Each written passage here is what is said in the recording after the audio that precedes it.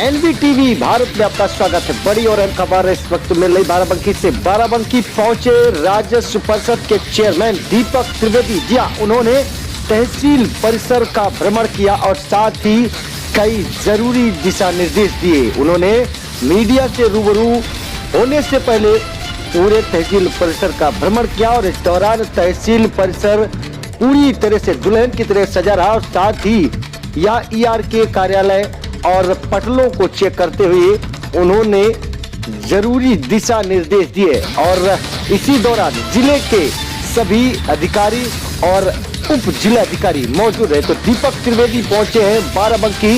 राजस्व परिषद के चेयरमैन दीपक त्रिवेदी, जिन्होंने मीडिया से रूबरू होने से पहले कई अपने मातहतों को दिशा निर्देश दिया और मीडिया के सवालों का जवाब देते उन्होंने कहा कि जल्द ही इस विभाग में या जो कर्मचारियों की कमियां हैं उन्हें पूरी करा ली जाएगी। आयोग को इसकी चिट्ठी लिखी जा चुकी है, उससे बराबर बातचीत भी हो रही है और पटल पर जो कर्मचारियों की कमियां हैं उन्हें जल्द ही पूरी की जाएगी। तो बड़ी और अहम खबर बाराबंकी से मिल रही है।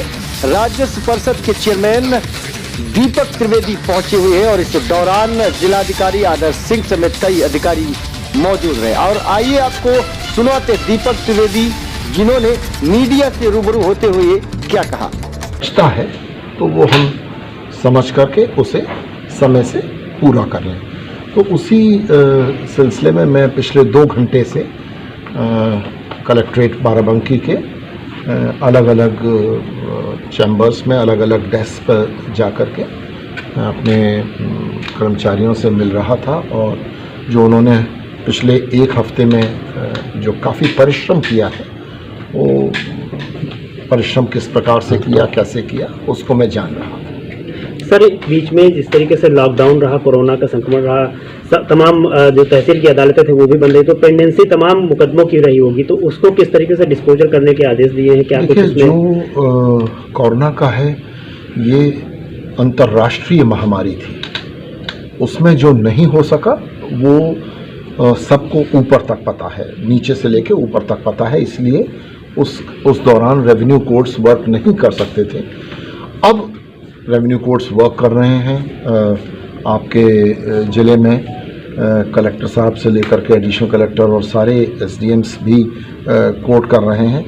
तो अब चेष्टा ये है कि जो समय कोरोना की वजह से कोर्ट्स में काम नहीं हो पाया, वो तो हमने 3-4 महीने नहीं हो पाया, लेकिन अब उसे लग करके पुराने केसेस को पहले सुनवाई करके और इसमें अपने डिस्पोजल को बढ़ाएंगे। यही राजस्व परिषद में बैठ के हम कर रहे हैं और यही हमारे जो प्रदेश स्तर पर मंडलायुक्तगण हैं और जिलाधिकारीगण हैं वो कर रहे हैं और पूरी चेष्टा कर रहे हैं।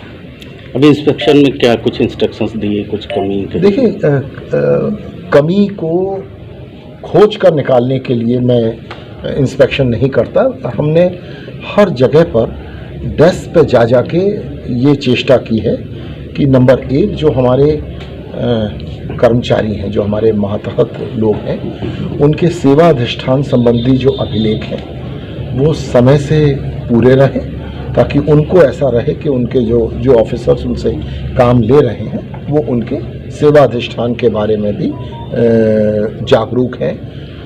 दूसरा, जो भी रजिस्टर्स मेंटेन हुए हैं उनमें से जो रजिस्टर्स अब कंप्यूटराइज किए जा सकते हैं उनको चेक किया गया। यहाँ पर वो काम चल भी रहा है जिलाधिकारी के नेतृत्व में। और बाकी जो रिकॉर्ड रूम्स हैं उनमें भी जा कर के मैं पिछले 2 घंटे से आप देख ही रहे हैं, मैं लगातार कलेक्ट्रेट के अलग अलग सेक्शंस में अलग अलग उसमें जाके ये कोशिश कर रहा हूँ कि जो इन्होंने अच्छा काम किया है वो मैं जान सकूँ और अगर कोई उसमें और इम्प्रूवमेंट हो सकता है, कोई सुधार हो सकता है, तो वो सुधार में सबके सामने शेयर भी कर रहा हूँ। सर, एक सबसे अहम बात होती है कि कर्मचारी जो होते हैं आपके, काफ़ी जिम्मेदारी रहती है, काफ़ी वर्कलोड भी उन पर रहता है।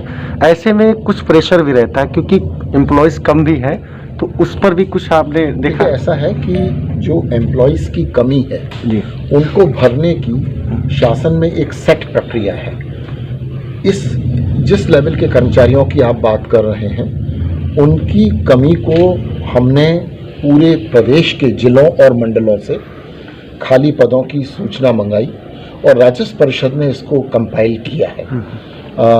उदाहरण के तौर पर बता रहा हूँ कि पूरे प्रदेश में हमने 8000 लेखपाल के रिक्त पदों का अध्याचन आज से 4 महीने पहले अधीनस्थ सेवा चयन आयोग में भिजवाया।